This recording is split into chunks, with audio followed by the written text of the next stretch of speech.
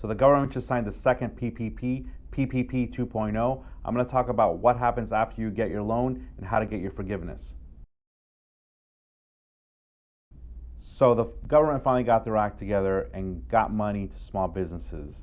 The PPP 1.0 basically was given to large businesses such as Shake Shack, Harvard University, Ruth Chris, and a couple other huge monster companies that basically absorbed all of the money in the first batch of money. Very little of that money went to small businesses. The second PPP, which we're calling PPP 2.0, is supposedly focused on small businesses. So assuming that that's true, that means that more small businesses are going to be able to get their money. Now, what happens when you get your money? The number one thing you have to remember, this is a loan PPP. Now, it's a loan with very favorable terms, but it's still a loan. So in order to get the most out of this money and not pay it back, basically turn the loan into a grant, you have to do exactly what the government wants you to do with the money for you to get the forgiveness. So what do you have to do? I'm calling it the 75-25 rule. 75-25 rule is pretty simple, and it's actually kind of complicated. Now, what the rule is that you have to spend 75% of the money that you received from the PPP loan on payroll, or if you're self-employed, on your income. Now, the other 25% can only be spent on rent and utilities. If you spend the money on anything else, then you're going to have to pay back all or some, which is an open question, which we'll talk about at the end. So how do you figure this out? All right, it's pretty simple. Let's say you got $40,000 in PPP.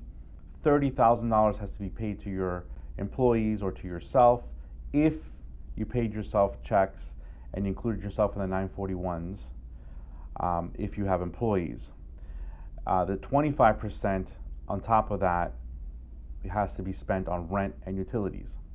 The 75% is the thing we need to focus on. That has to go to your employees, and if you paid yourself a check, you can pay yourself the same check you were paying yourself before.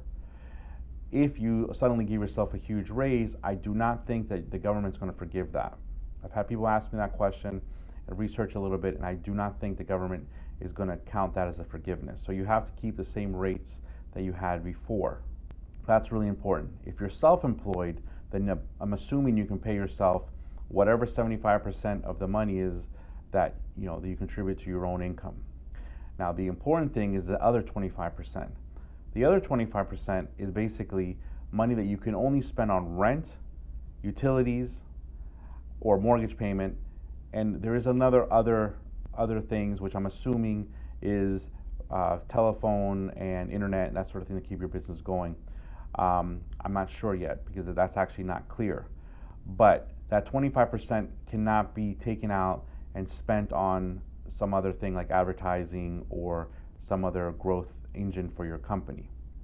So you got to be really careful. I'm assuming that what the government thinks is that this money is going to businesses that are a complete standstill, so they'll have no more revenue during the period that the money is supposed to cover. Now, this is really important. This is something that people don't realize. You have to spend the entire PPP in 8 weeks. So 8 weeks from the time you get it, you have to spend your 75% on your employees and 25% on your rent and other utilities. Now, let's assume you are at a standstill. So if you got $40,000, $30,000 has to go to your employees, $10,000 has to go to rent and other things, and then you're good. Now, if you're fortunate enough to actually have some income during the 8 weeks, then obviously you can add, you can spend whatever money over the $40,000 on anything you want or anything you need, but you have to spend the $40,000 the way that the government mandates. So that's super important. That's very important on how to strategize and plan this loan. So let's assume that you don't do everything right and you end up owing the entire amount. Now, there's no judgments. This is not a a moral ethics question about what you did with the money. This is a simple math and finance question. What happens if you just take the money and you don't spend it on your employees? Now, this is a loan. So specifically what happens is 6 months after you receive the loan, your payments start up. Now, let's say that you got $10,000. $10,000 has to be paid back in 24 months. You have 2 years to pay it back. $10,000 at 1% interest is a payment of about $421 a month. So if you took $10,000, in 6 months, you're going to have to start paying $421 a month for 24 months, and you're good. If you don't do that, then you're in default, and the government can come after your company for the full amount.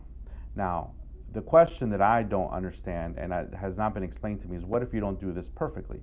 What if, in my former example, I saw, we talked about having $40,000 and $30,000 going to payroll and $10,000 going to other things. Let's assume that you paid your $30,000 out to your employees or to yourself, and then $10,000 is left over that you did not, you didn't spend it on the things they want you to spend it on, rent and utilities. You spent it on something else. What portion of the $40,000 do you owe?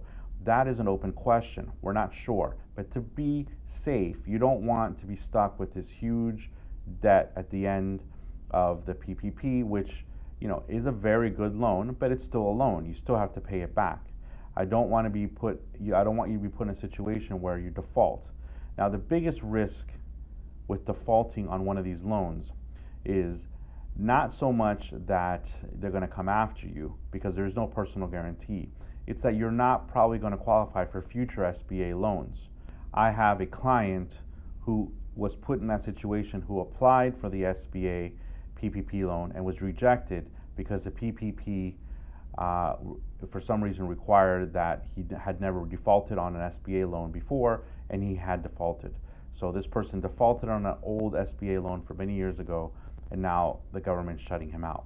So what we don't want is for you to default on this thing, on this new PPP, and then this pandemic continues for over another year, and then there's another stimulus or another amount of money that goes out, and you don't qualify because you defaulted on this one. So it's very important that you do the best you can with this loan, and if you're unable to forgiveness, that you make your payments so that you're able to then in the future still use the government to help you if you need it. Please subscribe. I will be recording future shows that consider all the different open questions that are still unresolved about what happens with the forgiveness, what happens with this money. These are important topics. This topic is not going to go away. This is still something that's working to the end until this pandemic's over. So until then, stay safe. My name is Diego Mendez. I'm a bankruptcy and debt attorney. Please subscribe to my channel. You'll be the first ones to get my information as I see it, as a bankruptcy practitioner, a debt lawyer for over 12 years here in Miami, Florida. Thank you very much.